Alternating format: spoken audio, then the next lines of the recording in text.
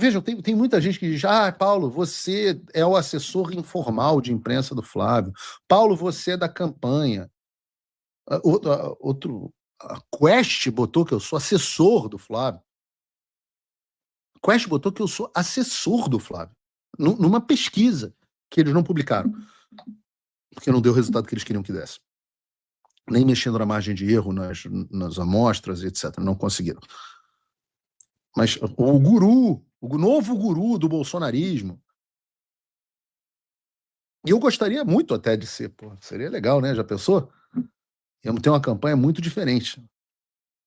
Se eu fosse assessor de imprensa, eu jamais teria publicado essa nota mal escrita de pau mole. Mas eu vou além. Eu escrevi uma nota que nunca será publicada. Eu vou ler no ar. Eu vou começar a fazer uma campanha paralela para o Flávio Bolsonaro, dizendo o que eu faria. Então, a nota que eu escrevi é a seguinte. Vou ler para vocês a nota que eu escrevi. A nota diz o seguinte. Número 1. Em declaração recente, afirmei que a Smartmatic teria fabricado urnas eletrônicas brasileiras. A informação está incorreta, incompleta e faço questão de corrigi-la publicamente. As urnas eletrônicas brasileiras foram fabricadas pela Unisys, 1996 e 2002, pela Diabold Procomp, de 98 a 2015, e pela Positivo Tecnologia, modelos UE 2020 e UE 2022. A Smartmatic teve contratos com o TSE em 2012, 2014 e 2016 para serviços de conectividade, manutenção e treinamento técnico de apoio, não para fabricação de urnas, nem para desenvolvimento de software de votação. Corrigir um erro factual é obrigação de quem fala em público, mas a correção de um dado não encerra o debate sobre transparência eleitoral, apenas exige que ele seja feito com precisão. Por isso, no lugar de afirmações, apresento 10 perguntas objetivas.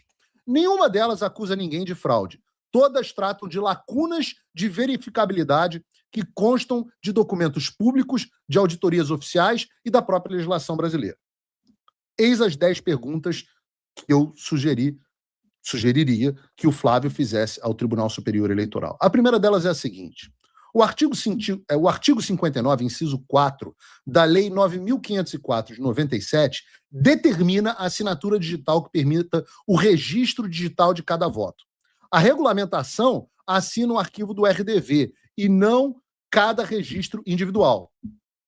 Hoje é a situação atual. A pergunta é, por que a norma infralegal adota critério distinto do texto legal? Tenho vontade para o TSE me responder.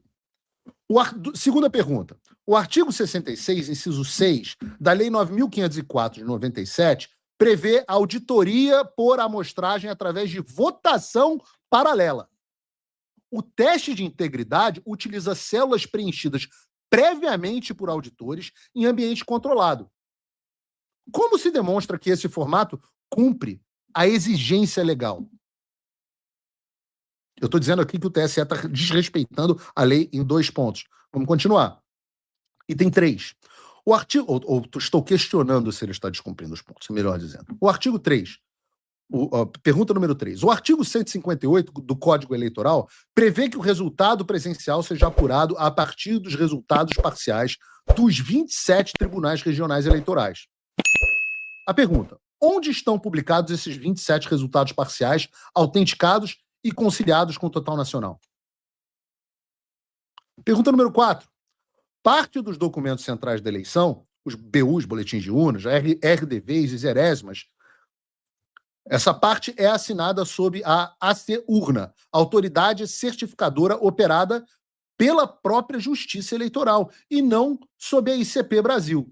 Por que os documentos probatórios da eleição não se submetem à infraestrutura nacional de chaves públicas? Item número 5. Existe prova pública de build reprodutivo que ligue o código-fonte inspecionado ao binário efetivamente executado nas urnas no dia da eleição? Essa é a pergunta fundamental.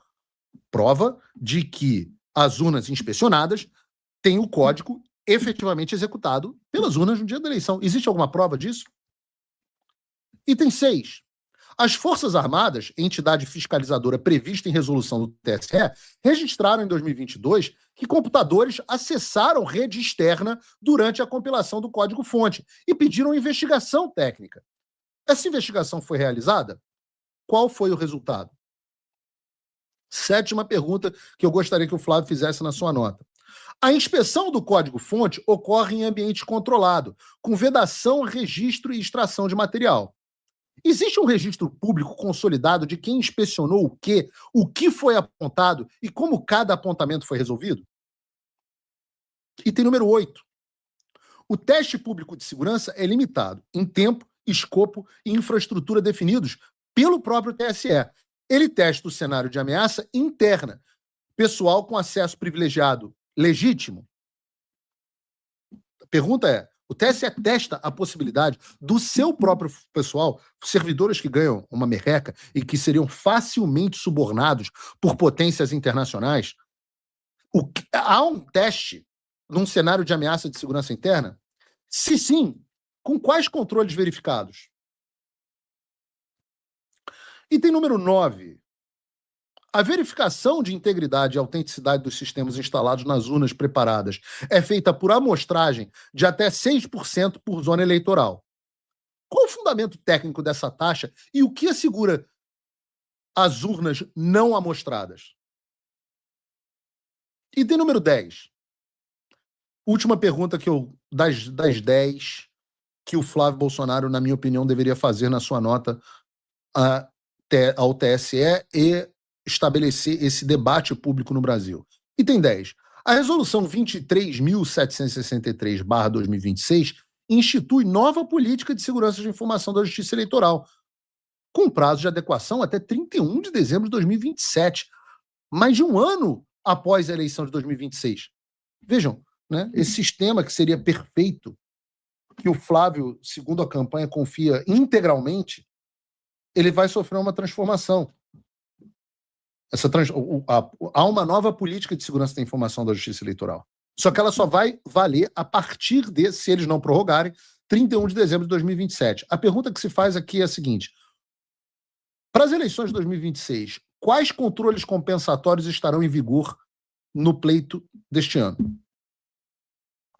Eu continuaria a nota dizendo assim: essas perguntas não pressupõem a fé de ninguém. Pressupõem apenas que o sistema eleitoral só é forte quando pode ser verificado. E que responder a perguntas técnicas fortalece a instituição que responde. Aguardo as respostas públicas e objetivas do Tribunal Superior Eleitoral. Essa nota, que é uma nota com testosterona ali na faixa de 1.200, 1.300 nanogramas por decilitro, e Ciares ali de 5 miligramas, aquele do uso diário ali de manutenção, essa nota nunca vai ser publicada. Essa nunca será publicada. Mas as perguntas que estão aí são as perguntas que toda a comunidade acadêmica, toda a comunidade que discute urnas eletrônicas deveria estar fazendo. São as perguntas que, se tivermos profissionais de TI aqui, profissionais que estão acostumados no chat, são as perguntas técnicas que deveria estar sendo o debate público nacional. E quando o candidato fala sobre isso, ele pauta o debate. E deixa a imprensa ter essa opinião incômoda. Deixa eles se virarem para responder essas perguntas. Porque a verdade, eu vou dizer para vocês, é que nenhuma dessas perguntas tem explicação. Pelo menos eu nunca encontrei nenhuma explicação para essas perguntas. A explicação para essas perguntas até hoje foi a censura. E eu quero que o Flávio faça, eu gostaria que fizesse, eu acho que a sociedade deveria fazer, mas se ele não fizer, que os tais observadores internacionais façam. E aí, que se vire o Otávio Guedes, que se vire o Valdo Cruz para passar pano para essa porra. Que se virem. Porque essa conversa de as autoridades já desmentiram. Não cola. Você pode repetir a pergunta 1000 vezes, porque a resposta não cola.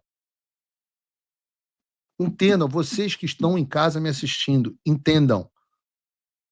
Confiança integral no sistema brasileiro é a puta que pariu.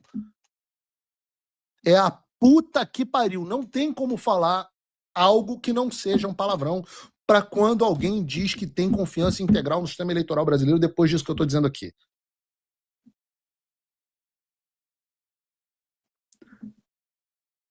Cara, o Jair Bolsonaro, se tem uma coisa que você consegue verificar pelo julgamento do Jair Bolsonaro, e que eu testemunhei, tá?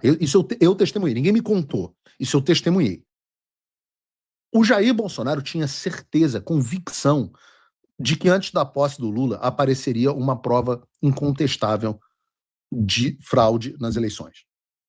Se você pegar todo o julgamento do Jair Bolsonaro, todo o julgamento do Jair Bolsonaro, todos os testemunhos, todas as falas, tudo que aconteceu, todos os diálogos interceptados, tudo, você verá que, certo ou não, Jair Bolsonaro tinha convicção que as eleições de 2022 tinham sido roubadas. Essa é a convicção dele, não é a minha.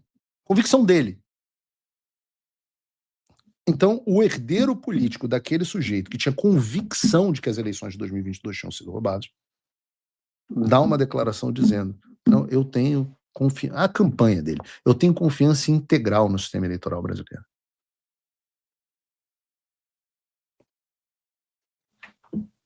Faça uma avaliação de vocês.